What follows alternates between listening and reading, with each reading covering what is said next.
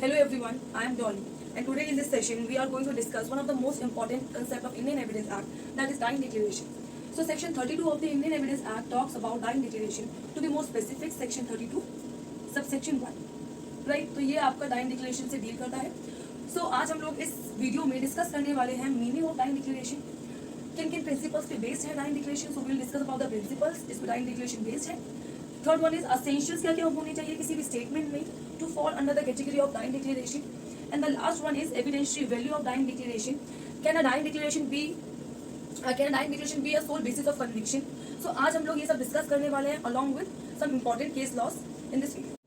So when we talk about the meaning of dying declaration, उससे पहले आपको मैं बताना चाहूंगी जो फ्रेज यहाँ पर यूज किया हुआ है डाइंग डिक्लेरेशन वाला ये वर्ड कहीं पर भी इंडियन एविडेंस एक्ट में डिफाइन नहीं है, ठीक है। But section 32(1) talks about the dying declaration. It says कोई भी statement, that statement could be verbal और रिटन, कोई भी स्टेटमेंट दैट इज वर्बल और written which is made by a person who is dead. So कोई भी statement जो किसी भी पर्सन ने की है, दैट पर्सन इज डेड, और वो statement relates to what, cause of his death और any of the circumstances of transaction which resulted in his death,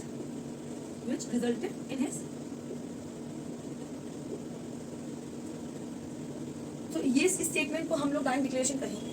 so in general sense कोई भी स्टेटमेंट जो एक मृत व्यक्ति मरने से पहले देता है किस चीज के बारे में, उसकी डेथ के बारे में, कि उसकी डेथ कैसे कॉज हुई है या फिर क्या क्या सर्कमस्टांसेस है जिसकी वजह से उसकी डेथ कॉज हुई है, उसको हम डाइंग डिक्लेरेशन कहते हैं। Principles upon which the dying declaration is based, the first one is rule of necessity and the second one is nemo moriturus presumption, right? So rule of necessity को समझने से पहले मैं आपको बताना चाहूंगी that dying declaration is the exception of hearsay evidence. hearsay evidence क्या होता है? hearsay evidence are those evidence जो कोई भी व्यक्ति देता है जिसके पास फर्स्ट हैंड नॉलेज नहीं होती है। वो सब इन्फॉर्मेशन वो गैदर करता है from the person who might और might not be having the first hand knowledge, right. So अगर मैं एग्जांपल यहाँ लूँ, फॉर एग्जांपल यहाँ पर this is a crime scene, ठीक है। यहाँ पर एक कोई क्राइम कमिट हुआ है। there were two persons, one and these two persons were present at the scene of the crime, ठीक है। इन्होंने यहाँ पर क्राइम होते हुए देखा है। कुछ टाइम बाद दिस थर्ड पर्सन जो यहाँ से वॉक करते करते आता है एंड ये सुनता है इन्हें बात करते हुए that some person by the name of A killed a person by the name of B, कि ए पर्सन ने बी को मार दिया एंड ये पर्सन इनको बात करते हुए सुनता है। So these two person have the first hand knowledge because they have perceived the crime through their direct senses. On the other hand, this person, जो पर्सन यहाँ से आ रहा था, इसने ये जो भी सुना है ये इनके थ्रू सुना है, ठीक है। तो जो ये पर्सन टेस्टिमनी देगा दैट विल बी दी हेयरसे, क्या होगा, वो हेयरसे होगा और जो हमारा कोड ऑफ लॉ एडमिट नहीं करता है, ठीक है। So dying declaration is one of the hearsay evidence because यहाँ पर क्या है, जो पर्सन मर चुका है उसकी स्टेटमेंट किसी और व्यक्ति द्वारा कोर्ट में प्रेजेंट की जा रही है। सो डाइंग डिक्लेरेशन हमारा एक्सेप्शन है हेयरसे एविडेंस का, बिकॉज आपको पता है कि हमारा इंडियन एविडेंस एक्ट कुछ प्रिंसिपल्स पे बेस्ड है। So one of the principles is that hearsay evidence will not be admissible in the code of law, ठीक है। बट अच्छा ये एक्सेप्शन क्यों है हेयरसे एविडेंस, डाइंग डिक्लेरेशन क्यों एक्सेप्शन है हेयरसे एविडेंस का? सो अगर देखा जाए तो पहले हम देखेंगे जो ये आपका डाइंग डिक्लेरेशन है सेक्शन 32, ये हमारा चैप्टर 2 में फॉल करता है। Chapter 2 talks about the relevancy of fact, right. इसके अंदर हम सब चैप्टराइजेशन की बात करें जिसके अंदर सेक्शन 32 फॉल करता है, वो चैप्टर बोलता है statements of persons who cannot be called as witness, right? So क्या हम किसी डाइंग पर्सन को कोर्ट ऑफ लॉ में प्रेजेंट कर सकते हैं एज अ विटनेस? ऑब्वियसली नहीं। तो उसकी दी गई स्टेटमेंट को कौन प्रेजेंट करेगा? It would be presented by some other person, ठीक है। बट अगर हम डाइंग डिक्लेरेशन एक्सक्लूड कर देते हैं from the ambit of evidence, then what will happen? आपको देखिए, अगर हम डाइंग डिक्लेरेशन को from the ambit of evidence अगर एक्सक्लूड करते हैं तो it will defeat the ends of justice. And how it will defeat the ends of justice?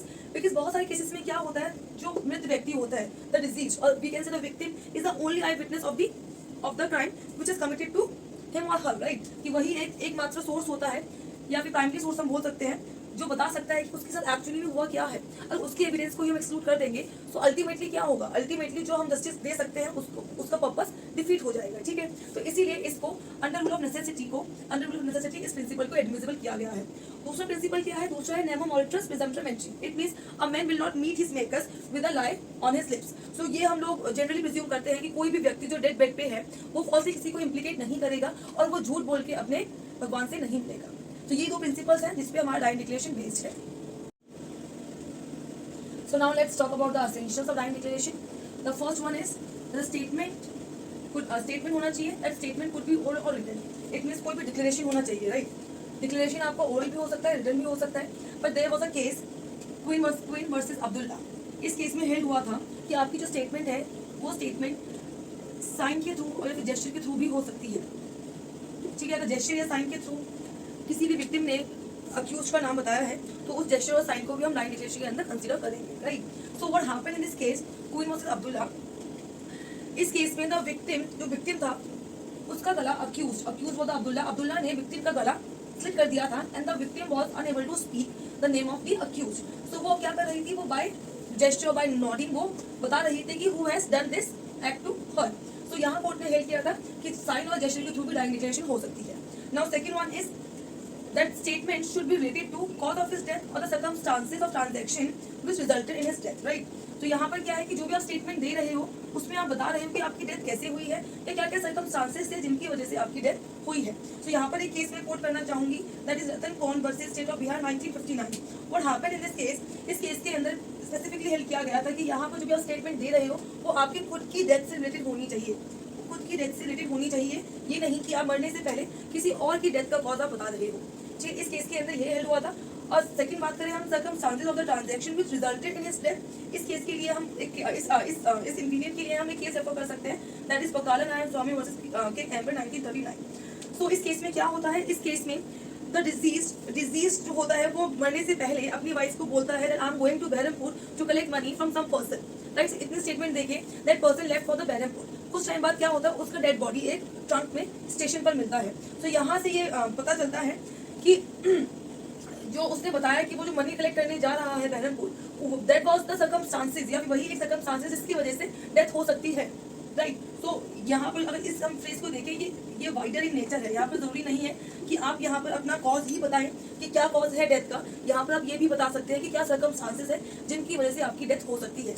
And यहाँ पर थर्ड आपका जो इम्पोर्टेंट असेंशियल है that is death of the person must. यहाँ पर आपने कोई स्टेटमेंट दी है, मीन्स द पर्सन जो मरने वाला है उसने कोई स्टेटमेंट दी है अपनी डेथ से रिलेटेड, बट वो मरता नहीं है, तो क्या वो स्टेटमेंट कहाँ यूज होगी? This is very much obvious कि यस वो डाइंग डिक्लेरेशन का पार्ट नहीं होगी, बट क्या उसकी कोई रेलिवेंसी होगी इंडियन एविडेंस एक्ट में, या फिर वो आपकी स्टेटमेंट नल एंड वॉइड हो जाएगी? तो यहाँ पर अगर पर्सन नहीं मरता है, उसकी डेथ कॉज नहीं होती है, इन दैट केस ओनली उसकी स्टेटमेंट आप सेक्शन 6 रेस जस्टिस के अंदर भी उसको आप रेलिवेंट कर सकते हैं.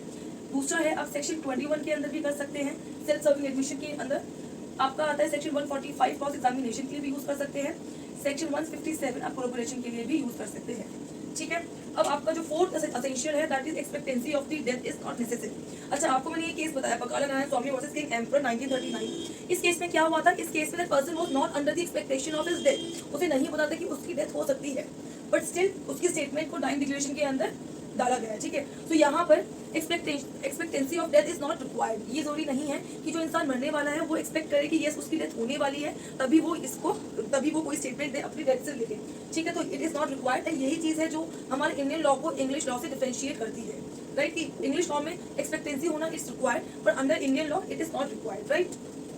Now the last one is that the cause of his death must be in question. कि उसका जो कॉज है उसकी डेथ का that must be in question. Question का सिविल प्रोसीडिंग के अंदर भी हो सकता है आपका, that cause of his death in question, और क्रिमिनल प्रोसीडिंग के अंदर भी हो सकता है. तो यहाँ पर देखा जाए तो डाइंग डिक्लेरेशन आपका civil proceeding as well as criminal proceeding दोनों में यूज हो सकता है. ये चीज भी है जो हमें इंग्लिश लॉ से डिफरेंशिएट करती है, बिकॉज इंग्लिश लॉ के अंदर जो डाइंग डिक्लेरेशन है वो सिर्फ क्रिमिनल केसेस के अंदर ही यूज किया जाता है, ना कि वो सिविल केसेस के अंदर किया जाता है. Now let's talk about the evidential value of dying declaration. So dying declaration की जो एविडेंशियल वैल्यू है इसे हम बोल सकते हैं it's a substantive piece of evidence.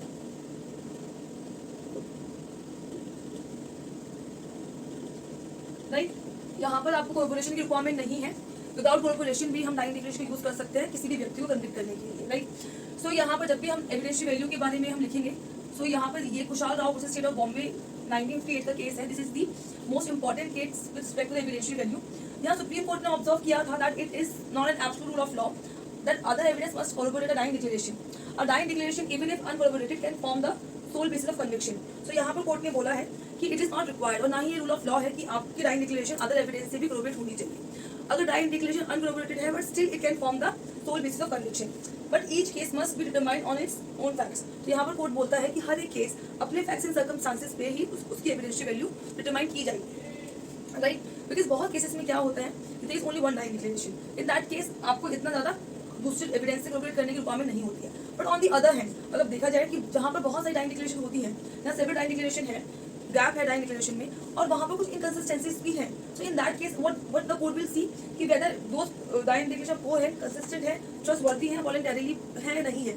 तो ये सब चीज़ें देखिए court will decide the evidential value. Court ये भी चेक करता है कितना टाइम गैप था, ठीक है, डिजीज के इंसिडेंट के टाइम से लेके उसने किस टाइम पे वॉलंटरीली अपनी डाइंग डिक्लेरेशन की है, कि जब उसने अपनी डाइंग डिक्लेरेशन की थी उससे पहले विक्टिम किन किन लोगों से मिला था, क्या विक्टिम की डाइंग डिक्लेरेशन ट्यूटर तो नहीं है।